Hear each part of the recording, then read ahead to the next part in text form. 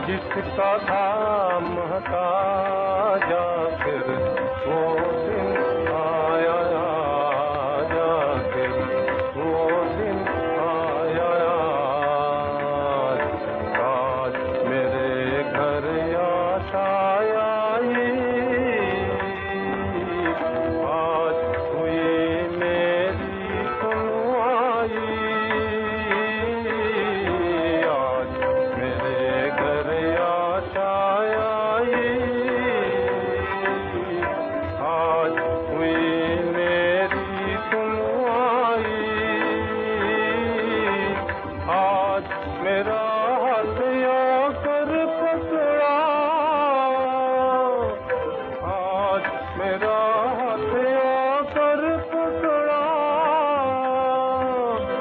आप गरीब नवाजा फिर वो दिन आया, फिर वो दिन आया। जिस दिन का रखता जिसका था महताजा फिर वो दिन आया, फिर वो दिन आया।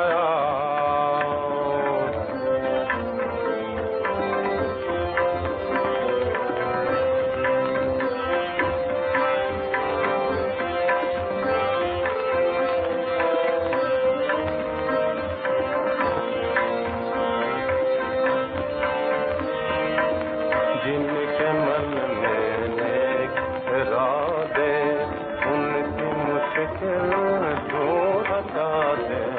जिनके मन में नेक इरादे, उनकी मुश्किल दूर हटा दे। तेरे घर में क्या मुश्किल है, तेरे घर में क्या मुश्किल है। महाराज गिरा तेरे घर में क्या मुश्किल है। महाराज गिरा जा फिर वो दिन आया, फिर वो दिन आया।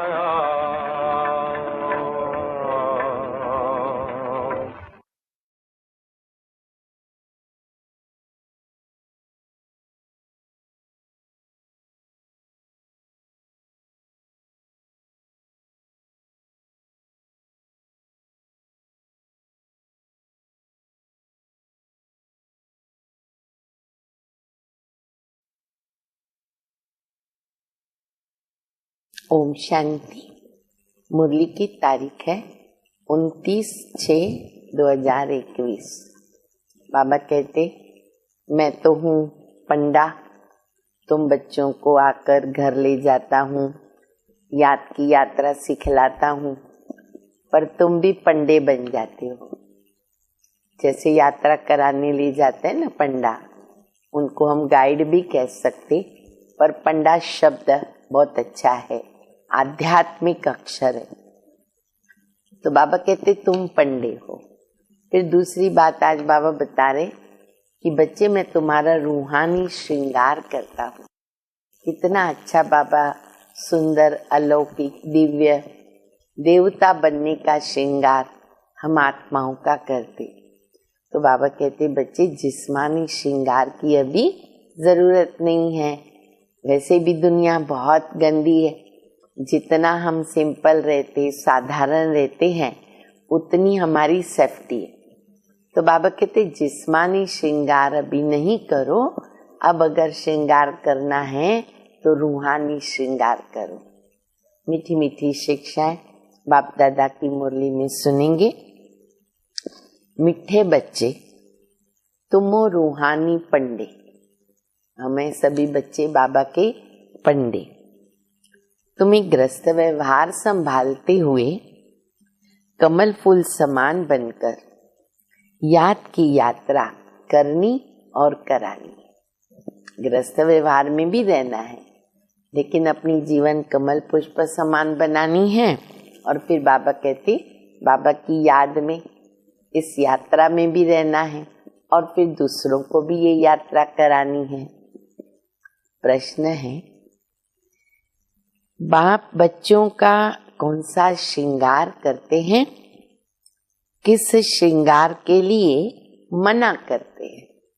बाबा कौन सा श्रृंगार करते हैं और कौन से श्रृंगार का मना करते हैं? उत्तर है, बाबा कहते मीठे बच्चे, मैं तुम्हारा रूहानी श्रृंगार करने आया हूं। तुम कभी भी जिस्मानी श्रृंगार नहीं करना, और ये श्रृंगार रेगुलर करते रहना है। देखो लोग तो कितना पैसा खर्च करते हैं खुद को सजाने के लिए, काले से गोरा बनने के लिए, वो भी आज बाबा ने बताया। और बाबा देखो हमारी आत्मा को गोरा बना रहे। तो जैसे बाबा के सब सेंटर्स क्या हो जाते, ब्यूटी पार्लर हो जाते। ये भी कर्म बाबा जब करते हैं ना, तो दुनिया के अंदर ये रस्म रिवाज कलयुग के अंत में निकलती।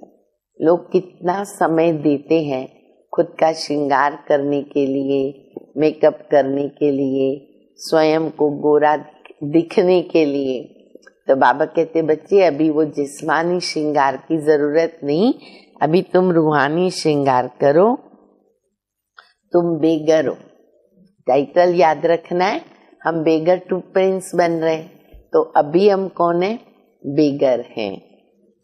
तुम्हें फैशन का शौक नहीं होना चाहिए, कोई भी इस दुनिया का जो फैशन है ना, क्योंकि फैशन करना माना बॉडी कॉन्शियस, देह अभिमान, और वो फैशन कंटिन्यू हमको देह अभिमान में ही रखता है।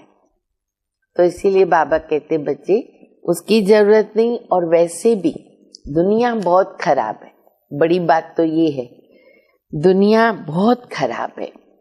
इसीलिए जरा भी शरीर का फैशन नहीं करो, उतने हम बच्चे रहेंगे।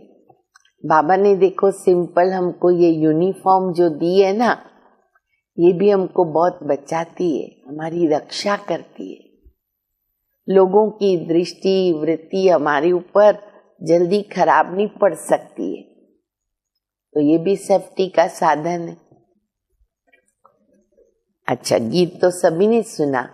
आखिर वो दिन आया आज, जिस दिन का हम बच्चों को इंतजार था। बाबा आगे। ओम शांति। बेहद का बाप बैठकर बेहद के बच्चों को समझाते हैं। बेहद माना क्या? बाबा कहते बेहद माना जिसकी कोई हद नहीं। कितने ढेर बच्चे हैं, इतने बेशुमार बच्चों का एक ही बाप है, जिसको कहते रचयिता, क्रिएटर। वो तो हद के बाबाएं हैं और ये बेहद का बाबा है। शरीर का पिता जो होता है हद का बाबा, 2, 4, 6, 8, 10 बच्चों का बाबा, और ये पूरे विश्व की आत्माओं का बाबा। वो है हद के जिस्मानी बाप, और ये है बेहद रूहों का बाप, जिसको भक्ति मार्ग में सब रूहें याद करती हैं। तुम बच्चे जानते हो भक्ति मार्ग भी है और साथ साथ रावण का राज्य भी है। रावण की दुनिया में बैठे उनका राज्य चल रहा और उसमें भक्ति चल रही है। अब मनुष्य पुकारते हैं हमको रावण के राज्य से राम राज्य में ले चलो। बाप समझाते, देखो देवी देवता जो भारत के मालिक थे वो अब नहीं है। अच्छा, वो कौन थे ये भी अब तुम बच्चे जानते हो। हम ही सतयुगी सूर्यवंशी घराने के मालिक थे, ये बाबा ने बताया और हम बच्चों ने महसूस किया। हम ही थे स्वर्ग के मालिक, सूर्यवंशी। राजा रानी तो होते हैं ना। तुम बच्चों को अब स्मृति आई है, बाबा आया है हम बच्चों को राज्य भाग्य का वर्षा देने, विश्व का मालिक बनाते हैं। बाबा कहते अब सब भक्ति मार्ग में हैं और भक्ति मार्ग को कहते हैं रावण का राज्य। ज्ञान मार्ग सिर्फ एक बाबा ही सिखाते हैं और वो भी सिर्फ तुम बच्चों को। कितने हम बच्चे महान सौभाग्यशाली, उस बेहद के बाप को भक्ति मार्ग में सब याद करते हैं।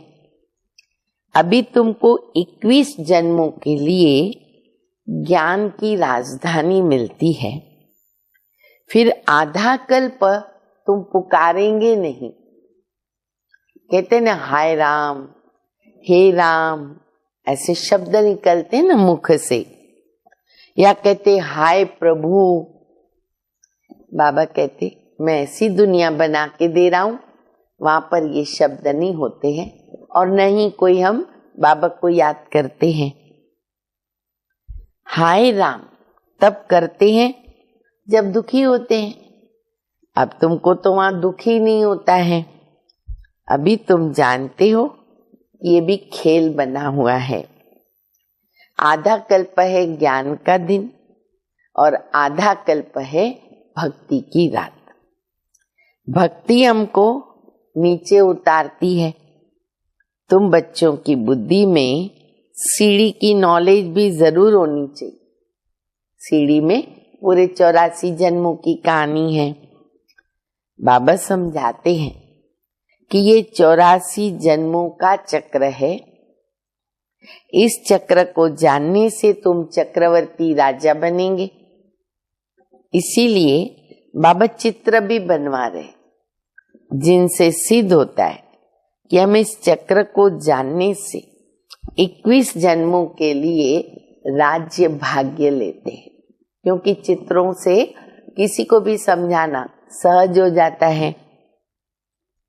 अभी तुम बहुत हो गए, बाबा के थोड़े बच्चे से लेके कितने हो गए। ये साकार बाबा की मुरली है, तभी भी बाबा कहते अभी बहुत हो गए। क्योंकि बाबा ने शुरुआत कहाँ से की? 10 बाय 10 के रूम में से। वहां बैठ के बाबा ने ज्ञान सुनाया। धीरे धीरे बाबा के बच्चे आते गए। अच्छा, फिर इंडिया में आना हुआ, धीरे धीरे सेंटर्स खुलते गए और अभी देखो, अभी तो ढेर सारे बाबा के बच्चे हैं, लाखों में आ गए। बड़ी रूहानी शक्ति सेना बनी है। तुम सब पंडे हो। बहुत सुंदर टाइटल अपना याद रखो। हम सब बच्चे बाबा के पंडे हैं। बाबा भी पंडा है, उनको कहा जाता गाइड। पंडा अक्षर शुभ है। यात्रा पर पंडे लेकर के जाते हैं। यात्री जाते हैं तो उनको एक गाइड मिलता है, वो फिर उनको सब दिखाता है। कहाँ भी जाओ, ऐसे ऐसे स्थान भी बने हुए हैं, वहाँ गाइड रहते हैं, वो फिर एक्सप्लेन करते हैं। तीर्थ यात्रा पर भी पंडे मिलते हैं। बाबा कहते जन्म जन्मांतर तीर्थ यात्रा करते आए। अमरनाथ पर जाते हैं, तीर्थों पर जाते, चारों धाम भारत के अंदर तीर्थ स्थान बने हुए। कोई कहाँ जाते, कोई कहाँ जाते, कोई चारों धाम की यात्रा करते हैं, परिक्रमा लगाते हैं। वहां जाने समय फिर वो याद रहता है।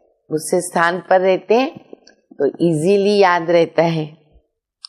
घर बार धंधे दोरी सब से दिल हट जाती, थोड़े समय के लिए भूल जाते हैं।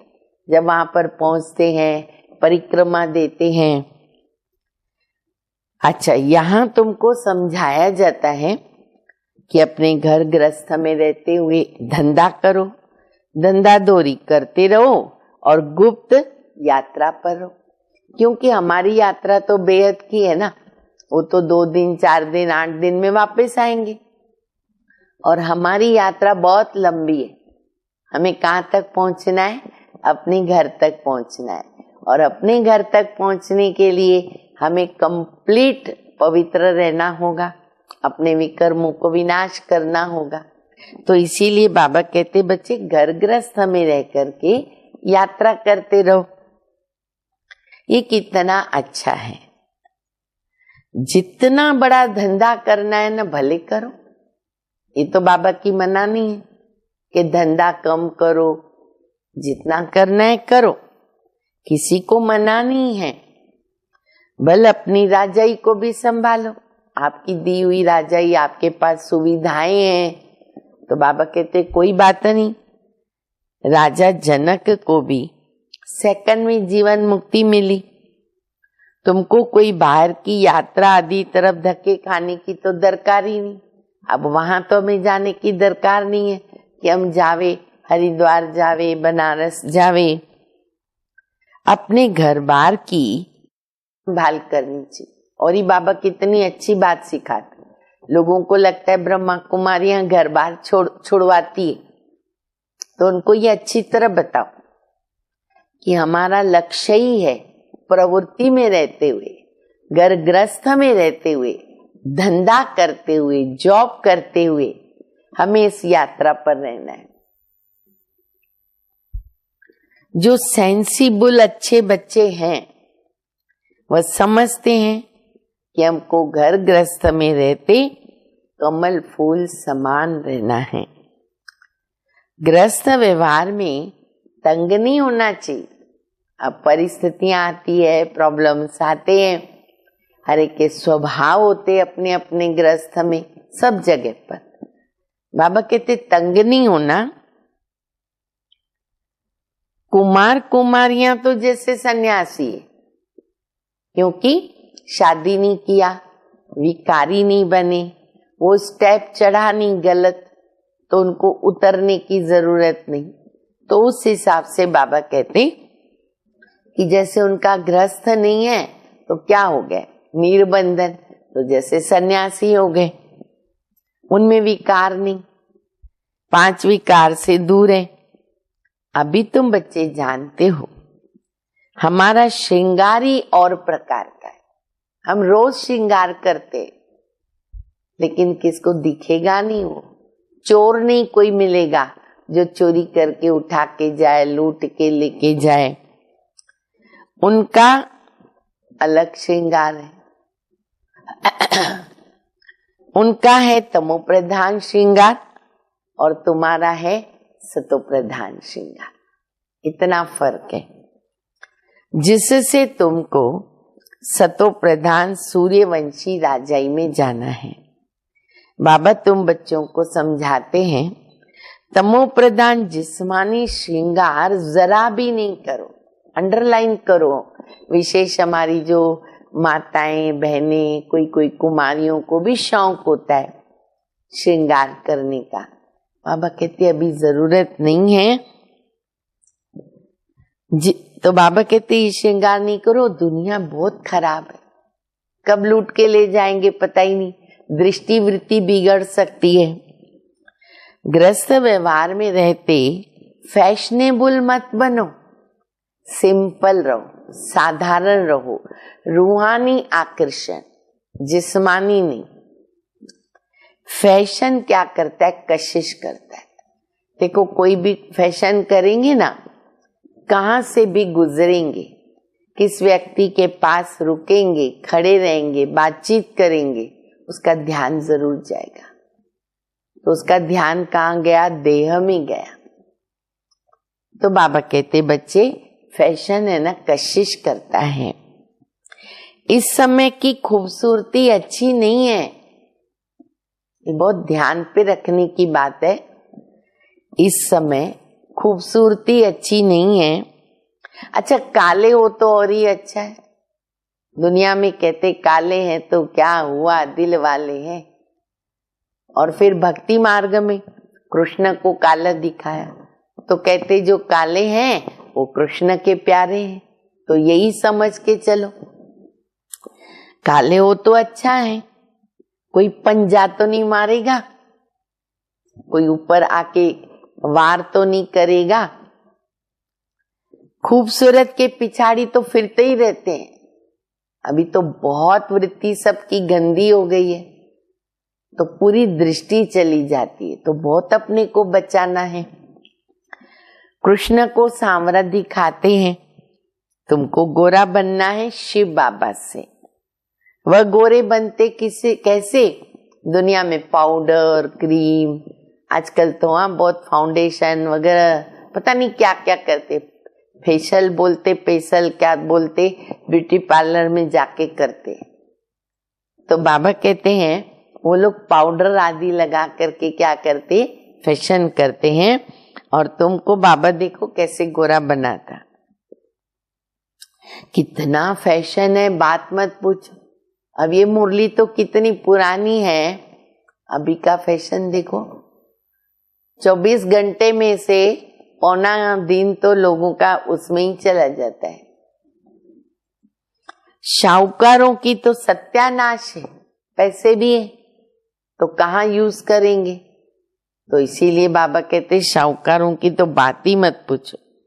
गरीब अच्छे हैं, गांवड़े में जाकर गरीबों का कल्याण करना है, परंतु आवाज करने वाले बड़े आदमी भी चाहिए।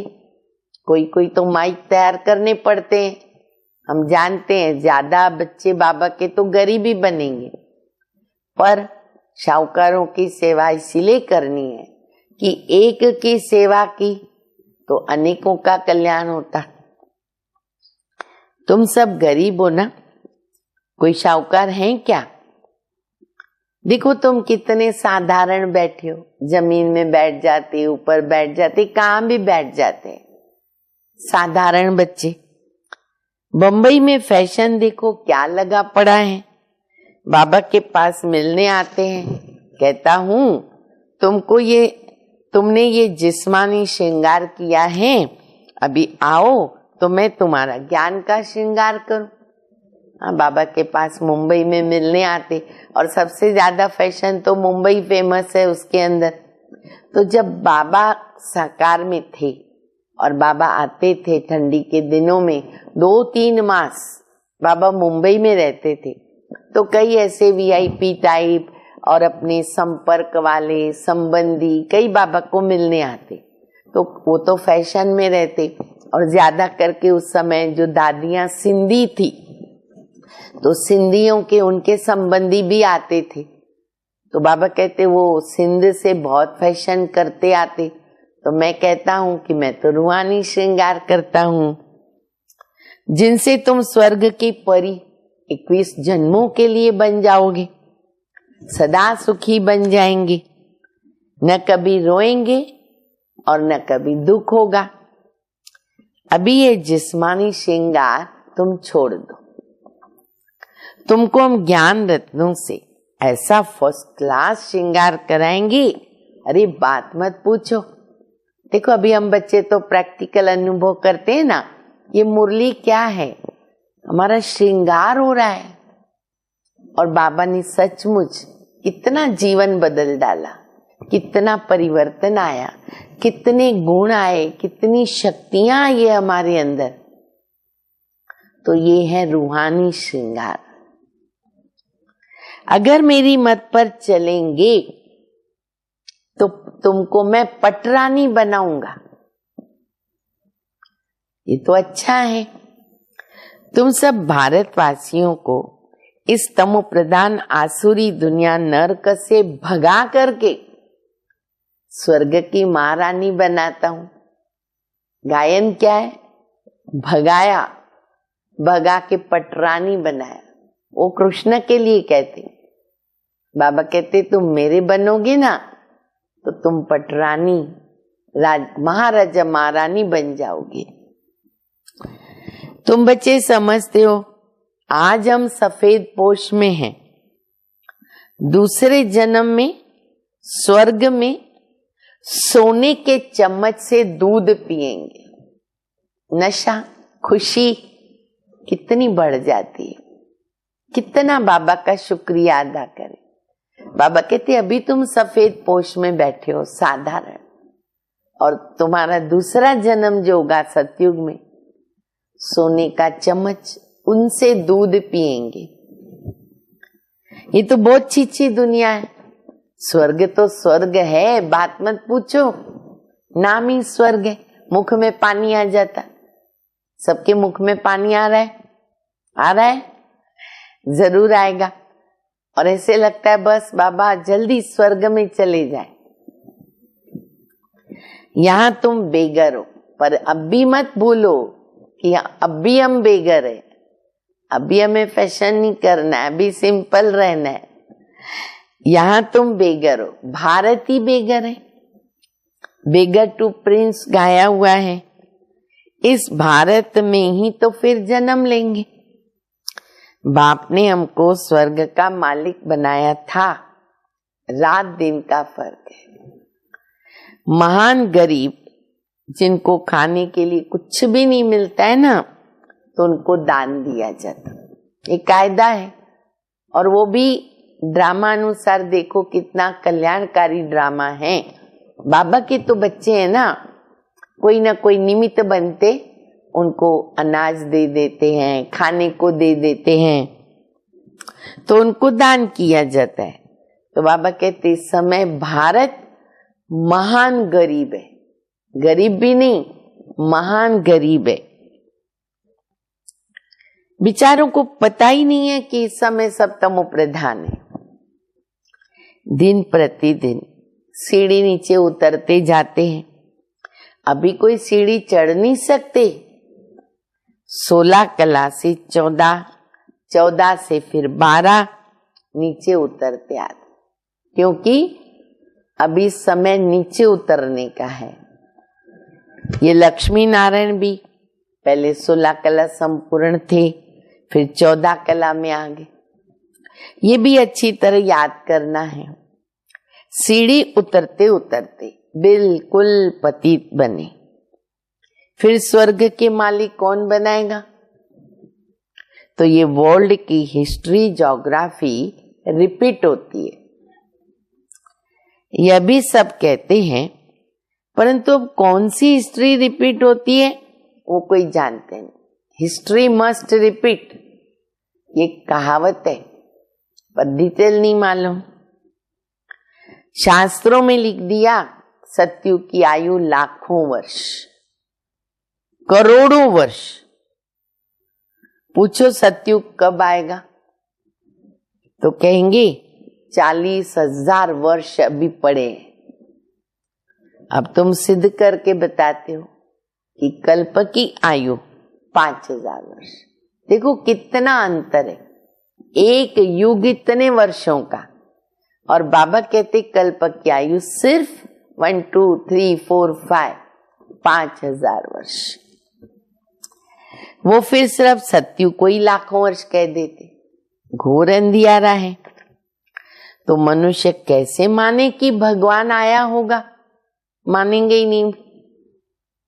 वह समझते भगवान तब आएगा जब कलयुग का अंत होगा।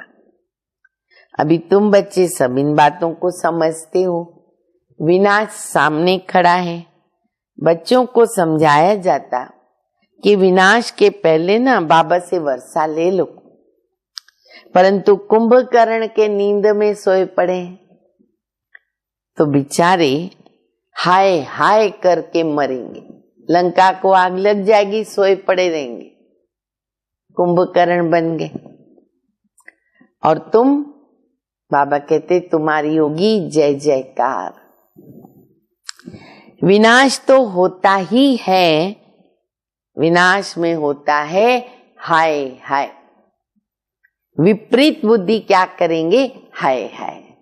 और प्रीत बुद्धि बच्चे वाह वाह वाह वाह। अभी तुम सच्चे बाप की सच्ची औलाद। नरक का विनाश होने के बिगर स्वर्ग कैसे बनेगा?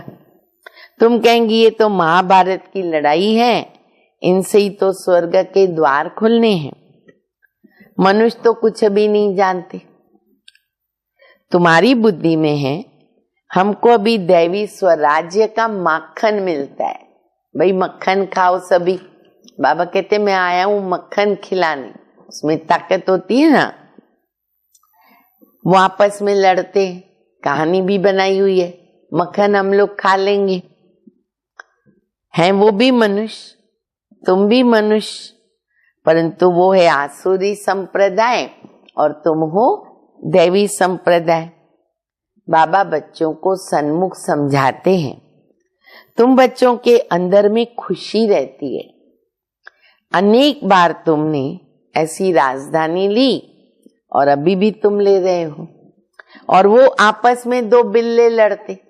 स्कूल में बचपन में कहानी तो ऐसी पढ़ी हम लोगों ने, जो हमने पढ़ी है कि कैसे दो बिल्ले आपस में लड़े।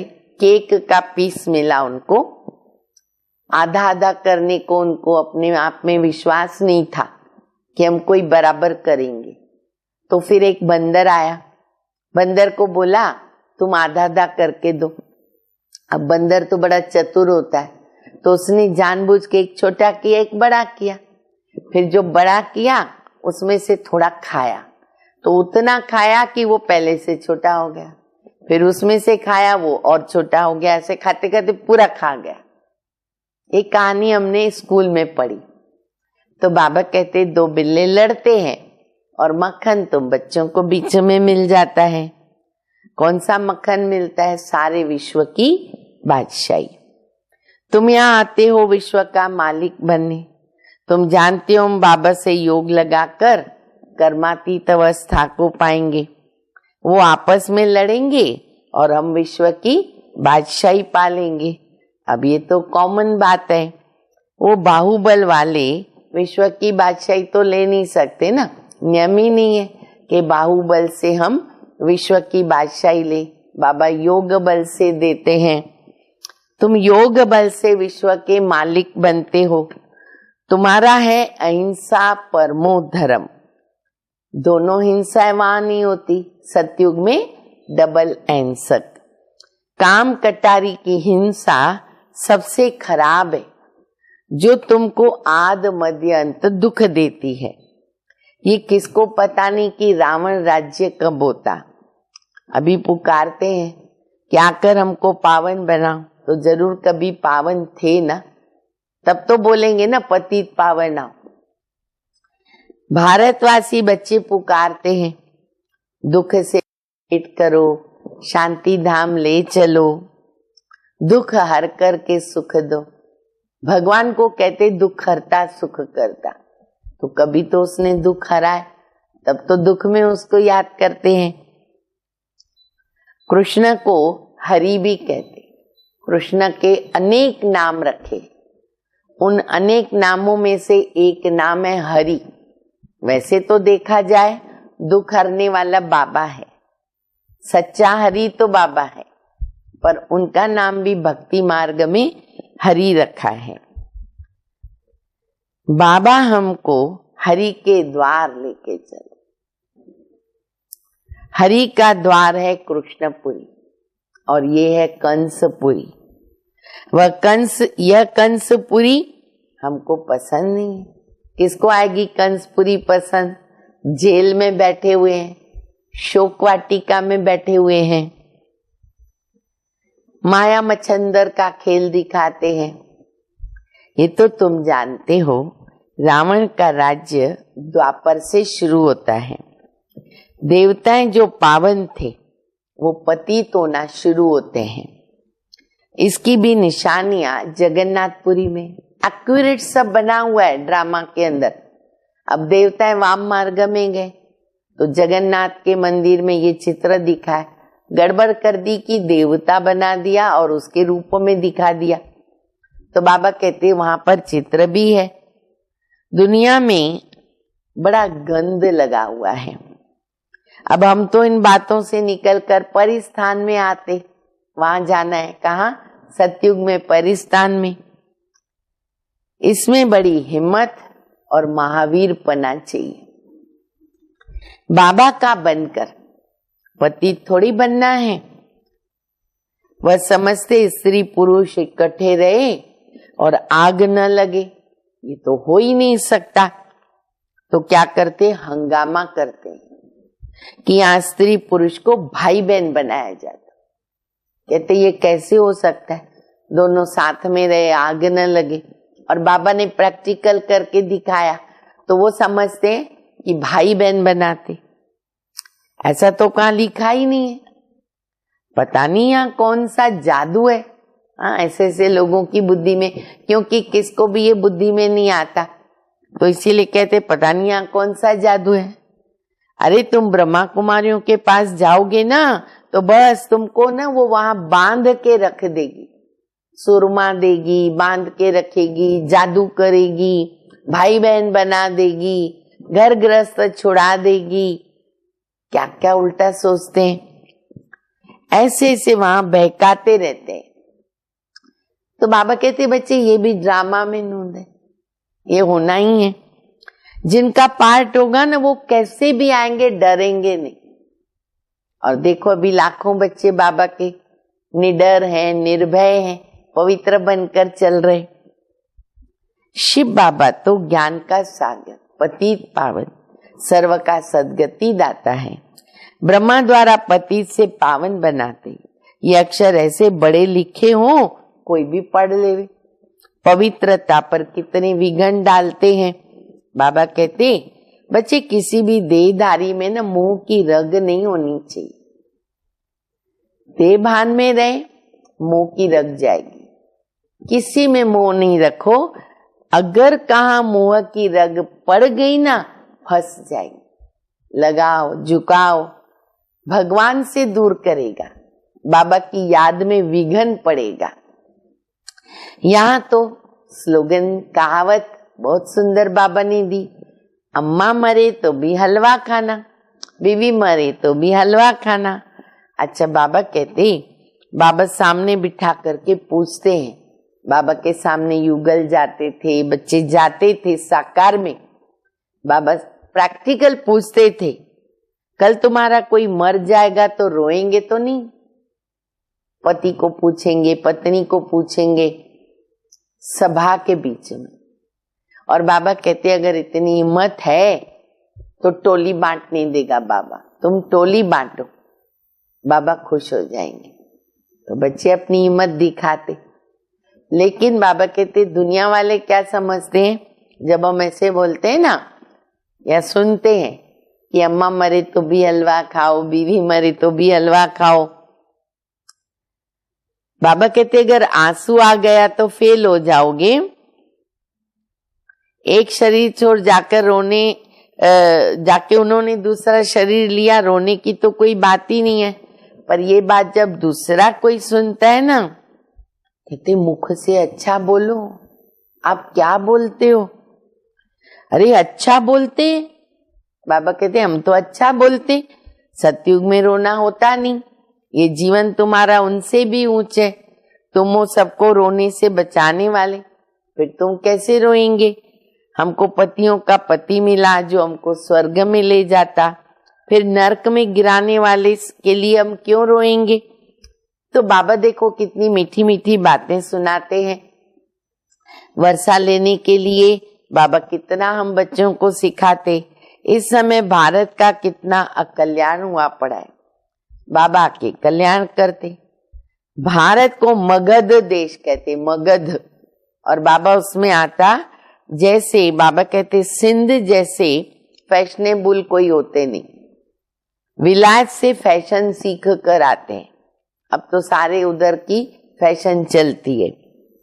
अरे बाल बनाने पे आजकल लड़कियां कितना खर्च करती है, एक सरफ बाल बनाना है तो बहुत खर्च होता। इनको कहते नर्क की परियां। वाह, क्या तो बाबा ने टाइटल दिया, नर्क की परियां। बाप तुमको स्वर्ग की परी बनाते, हम क्या बन रहे? स्वर्ग की परी, नशे में रहो। कहते हमारे लिए तो यहाँ ही स्वर्ग है। दुनिया कहेगी हमको यहाँ ही स्वर्ग है, ये सुख तो हम ले लेवे, कल क्या होगा हम क्या जाने, ऐसे भी हैं कहने वाले। ऐसे अनेक विचार वाले आते हैं, प्रैक्टिकल मिलते हैं। अच्छा, मीठे मीठे सिक्के दे बच्चों प्रति माता पिता बाप दादा का याद प्यार गुड मॉर्निंग। रूहानी बाप की रूहानी बच्चों को नमस्ते। हम रूहानी बच्चों की रूहानी बाप को, माता पिता बाप दादा को याद प्यार गुड मॉर्निंग और नमस्ते। धारणा के लिए मुख्य सार है, पहला, सच्चा सच्चा रूहानी पंडा बनकर सबको घर का रास्ता बताना है। शरीर निर्वार्थ धंधा करते याद की यात्रा में रहना है। कार्य व्यवहार में तंग नहीं होना है, रहना है घर में, याद में रहना है, यात्रा पे रहना है।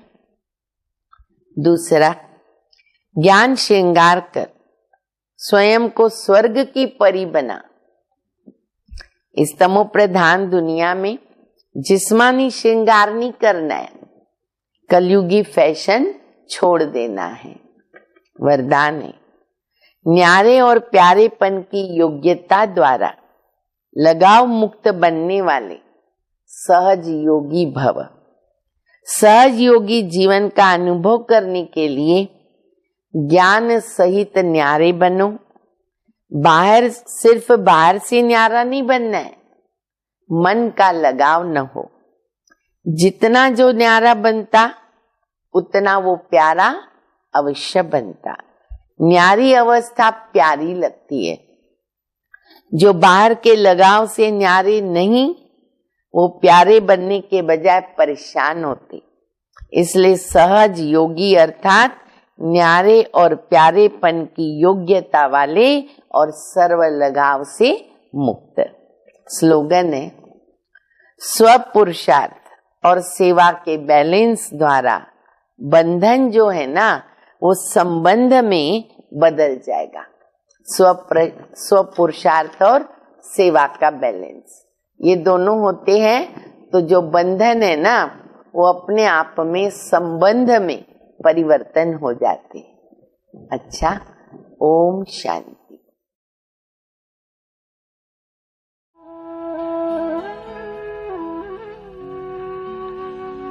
राजयोगी बनो राजयोगी, मेरे प्यारो बनो राजयोगी। राजयोगी बनो राजयोगी, मेरे प्यारो बनो राजयोगी।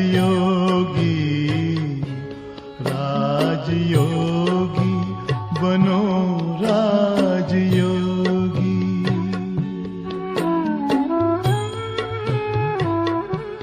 जिंदगी में परम शांति होगी, मेरे प्यारो बनो राजयोगी। राजयोगी बनो राजयोगी।